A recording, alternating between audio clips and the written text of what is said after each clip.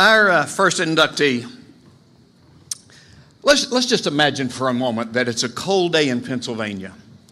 And there's a podium that's about this size, but it's flat and it's wooden. It looks kind of like a tree. And in the front, there's two little doors with a padlock on it. And behind that, there's 15 or 20 men in black tuxedos with top hats. And there's TV cameras everywhere. And there's thousands of people from around the world. That's right, it's February the 2nd. It's Groundhog Day. And they're chanting, Phil, Phil, Phil, Phil. And then they unlock the little door and bring Phil out to see if he sees his shadow. Well, our inductee, I'll call him Phil, was born on that day in 1938, Groundhog Day. Now, I'm not sure if Groundhog Phil saw his shadow or not that year, but I don't think that our inductee ever saw his shadow because I don't think he ever stood long enough to see it. He's accomplished so much. Now, I've been told all my life that it's priorities in life that matter. God first, then family, and then our occupation. And these gentlemen and ladies that are members of the Hall of Fame here, they've done their occupation and they've been very successful, but I don't know any other human, man or woman, that has accomplished more in all three areas than our inductee, Phil. God first. You know, I think that if I go to church on Sundays and maybe be one of the committee members or serve in one of the ministries, the prison ministry, the youth ministry, whatever it may be, or I'm an usher or a greeter at the front door, or that I become an elder or a deacon in my church, I've really done my job. Our inductee did all those things. But then he saw a greater need. You see, he thought that people that couldn't get to services also needed a service. Those that maybe were too rural or in the hospital or for some reason or other couldn't get to the church building itself. They needed services also. So he became the founder of a church, a cowboy church, that hired Reba McEntire's younger sister, that's a famous gospel singer, Susie, and a cowboy church minister to host a church service on 2 cable TVs that shows for at least 5 times on Sundays, called Cowboy Church TV. Now, he's the executive producer of that. You know what the executive producer does? He's the person that's charged of making sure there's enough money, there's enough funds to complete the project. Whether that be through private donations or investments or maybe right out of his own hip pocket, which he's done numerous times. He's a godly man. He was asked to speak at a State Association Auction conference, and to prove that he's a godly man, in his literature that he handed out, it had a prayer on it. I'd like to read that prayer. Dear Lord, I think he says this every morning. Dear Lord, so far I've done all right. I haven't gossiped. I haven't lost my temper. I haven't been greedy, grumpy, nasty, selfish, or even overindulgent. I'm glad about that. But in a few minutes, God, I'm going to get out of bed. And from then on, I'm going to need a lot more help. Amen. Amen to that. He is a godly man. But you know, it's also about family. Our inductee was raised on a farm with his younger sister, Billy Lou. His father was a farmer, and his mother was a ranch-raised teacher. And maybe that's why he did so well in school. You see, in school, he was in the National Honor Society. He played baseball, basketball, football, was an officer of the FFA, and also the manager of the rodeo team. In the beginning of his senior year, one of his classmates' father, a female classmate's father, was a prominent auctioneer in the area. He asked her, would you ask your dad if there's a position, a place for a young man in the auction business? She came back to school the next day and said, Dad told me there's not a place in the world that you can work. There's too many auctioneers already. So he put his auction profession to a side and graduated high school, and a few years later he gets married. And now, today, 62 years later, he's still married to that same beautiful lady. They have 4 children, 13 grandchildren, 11 grandchildren, great-grandchildren, and many of them work in the business today. When he started taking care of that family, he was a farmer also. And after being hailed out 2 years in a row, he realized that if he was going to provide for that family, that he had to get a job. He got a job at the local livestock auction market in the back, sorting cattle, getting them to the alley, to the ring, and working there on the days of the auctions. After a while, they said, "Would you like to sell?" And he said, "Yes." And they let him sell a few calves and maybe a few singles. And then he decided to sell out his beet farm part of his equipment. And he hired his classmate's father to sell the sale. And he told him, "I'd like to sell at my auction." Hoping that he'd let him sell a few items. A few items he did let him sell, and he did such a great job that he had him sell every third item at his own auction. And by the end of that year, that auctioneer hired him to work all of his auctions. He worked there a few years and then started getting into bigger and bigger auctions and getting into the livestock arena. And there he became a very accomplished livestock auctioneer, winning 2 separate World Livestock Auction divisions. Over his lifetime, he's owned 3 separate livestock barns in different areas. At the National Western, which is a huge stock show in Denver, it's called the Super Bowl of all stock shows because they show over 20 breeds of cattle. One time during that 8 or 10 day show, he sold 26 separate auctions. In 1972, he partnered with another auctioneer in his hometown. They became a very successful team, and that is where our inductee accomplished the details and the processes, because apparently he was really good because his partner had the opportunity to spend the time to win the World Livestock Auction Championship. And not only that, his partner served as the president of this very association in 1979. Speaking of 1979, this partnership elected to have what I consider possibly the very first technology-based auction. They had a video cattle auction. It was very successful, but think about this. This is 1979, when a fax took about 3 minutes a page to transmit. And the fax machine cost $20,000 more than the average home in America. The Dow Jones was less than 1,000 at 845. As Billy Long said earlier, interest rates were well over 15%. And to what we do with the cell phone today in video production, they did in 2 steps. They had a huge camera, and the other guy had a huge recorder. You see, it wasn't until 1983 that Sony developed a camcorder merging the 2 items. Speaking of 1983, that's the year, January the 1st, is considered the birth date of the internet. So 4 years prior to the internet, our inductee conducted technology-based auctions.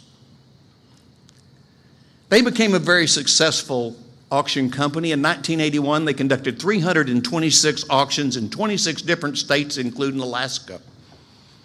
In 1986, the partnership divided. Our inductee sold his half of the equipment, machinery, dispersal auctions to his partner, and he kept the cattle side of the business. In late 1986, the gentleman that owned the Emerald Livestock Auction, where I live now, and Amy, named Buddy Jeffers, partnered with our inductee, Phil, and they created what was a superior auction. And they had their first auction in 1987. By this time, they had used technology, not only the video, but the satellite. They had a very successful auction, this first auction. They took the risk. Nobody thought that technology-based video-based, satellite-based, internet-based auctions would ever work. How many times have we heard that? It will not work, but he took the risk. Him and Buddy took the risk, and they started a company with 15 employees over about 6 states with representatives. That company has evolved using technology to be over 400 employees and representatives in 50 states. And of last week, they had sold 38 million head of cattle. They used the competitive bidding process, the advances in technology, to create a marketplace for American cattlemen. He was the driving force behind creating this big business. I know of 5 world champion livestock auctioneers that have worked for him and hundreds of other auctioneers, and 1 international champion, me. He took the chance because of licensing to let a car auctioneer sell cattle. And because this man is so gracious and humble and caring, he knew that I was frightened to death to follow 2 Super Bowl champion auctioneers, people that spent their lifetime selling cattle, and I'm following them at the largest Super Bowl livestock auction in the world. The first superstar quarterback, Patrick Mahomes, gets in and sells cattle and scores. And then the Tom Brady of the cattle auction industry gets in and shows Patrick Mahomes and the rest of us how to do it. And then Coach Phil kind of grins at me and says, "Spanky, you're in." And my voice went up higher than it did just now. And as I tried to sell my first draft of cattle, and the guy beside me says, looky there, Adam, start them it. And my eyes roll back, my head goes blank, and I wake up to see that I'm actually chanting. To his credit, and he likes to tell this story, one of my most embarrassing moments behind the microphone, I sell out to his son on the far right. I'll never forget it. He stands up with the phone in his left hand and said, "Spanky, why'd you sell to me? I never even had a bid." And the whole crowd fell over laughing. They were all in on the joke. It was good, clean, fun rookie initiation. Our inductee is no rookie to awards. As a matter of fact, he was the 1972 World Livestock Auctioneer Central Region Champion. In 78, the World Livestock Auctioneer Western Region Champion. In 1995, he was inducted into the Colorado Auctioneer Hall of Fame. In 97, the Record Stockman's Man of the Year in Livestock. In 2006, this is a big one, National Cattlemen's Foundation Beef Industry Vision Award. In 2012, the Texas Cowboy Hall of Fame. In 2015, the Colorado Agriculture Hall of Fame. In 17, the Livestock Publications Council Headliner Award. In 2018, and this one's really, really big, 2018, the National Cowboy and Western Heritage Museum Hall of Great Westerners. In 2019, he is the Cattle Feeders Hall of Fame Leadership Award. Our inductee is our 2021, the 164th member of this association's, the National Auctioneers Association Hall of Fame. In case you still haven't known who this man is, if you could roll the film, please. With a cow that jumped over the moon in the nursery rhyme, you may be surprised to know that something somewhere like that has come to the livestock business in Fort Worth, Texas. Whole herds of cattle are being uplinked and downlinked all around the country in the cleaned up business of cow trading. Charles Murphy reports. In the old days, the tourists would never have come here. The odor would have kept them away. But now you can have a cattle sale without the big smell. Nearly 20,000 head of cows sold here in one day at Billy Bob's Honky Tonk. Where are the cows? They're on videotape. They never left the ranch. That makes it easier on the cows and the buyers. And people that are busy, especially people that are managing large feedlots, they can stay right at their feedlot and bid and buy from there today.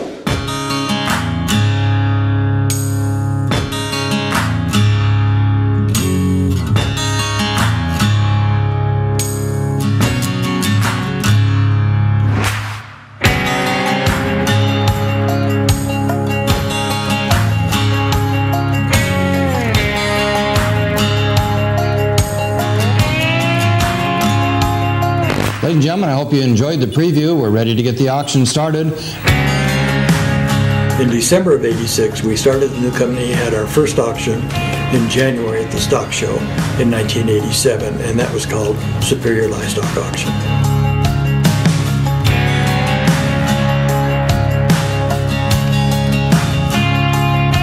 Let's go to work. Okay, and here we go, and I got 83, 3.5, but on the big 84, forward on the big 84 is all. Hit 83, 4.5, but on the big 85. So what makes a good auctioneer?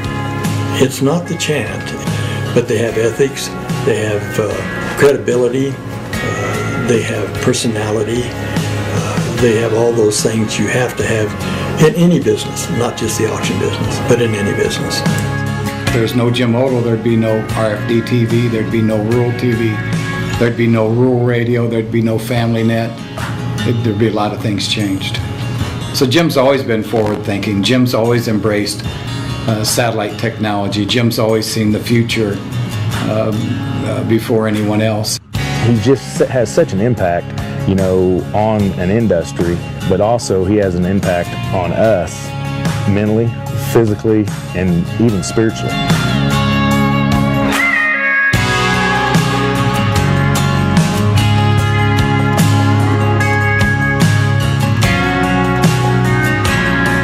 Did you have any formal training or schooling in it, or are you self-taught? Yeah, I did. I had real good formal training. I had a John Deere tractor, and it went pop, pop, pop, pop, pop.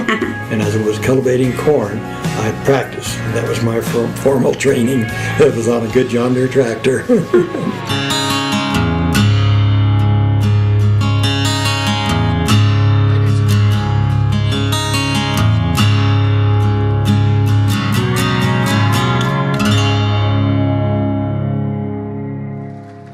Ladies and gentlemen, please welcome the one, the only, the most brave, the most humble, the most inspiring, the most caring, the most mentoring, kind, funny, family, God-loving man, Mr. Jim Odle. Please bring your lovely wife, Ruth Ann, and your family with you.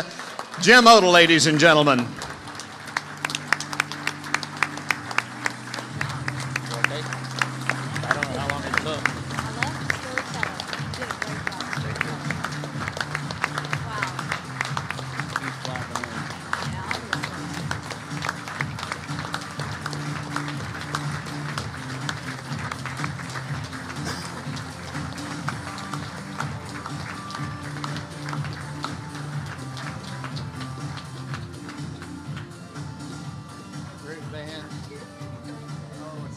Tell me about this.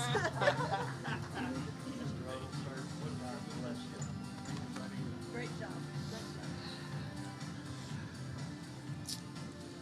Presented to Jim Odle, Brush, Colorado. And if you don't put that together, his partner was Chuck Cumberland. In recognition and appreciation of his outstanding contribution to the profession of auctioneering and the National Auctioneers Association as the 2021 Hall of Fame Award recipient. Mr. Odle, I'd like to pin you with your pen.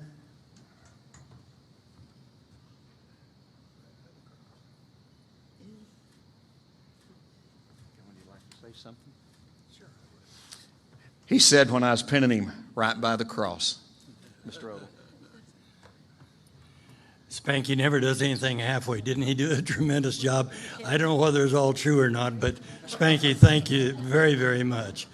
You know, the support of each other, whether it's local or whether it's clear across the country, is so important in the auction business. And I've had that support when I was up and when I was down. And it's one of those things that you can't give enough for that. My family's been very much involved. My wife, Ruth Ann, my two sons, my two daughters, even the grandkids are very involved, and of course all the spouses too. But ladies and gentlemen, the auction business is one of the greatest things. It has given me more opportunity than any other thing that I could ever imagine could happen. Without the auction business, without being an auctioneer, being able to sell 5 or 6 sales a week, I would have never had the contacts. I'd have never had the opportunity to go down and watch it shoot off a satellite down at the Cape and know that one of those satellite channels is ours. we'd have never got that done if it wouldn't have been for the auction business. Thank you, and if you're an auctioneer, just keep it clean, keep it good, and keep God in your mind. Thank you.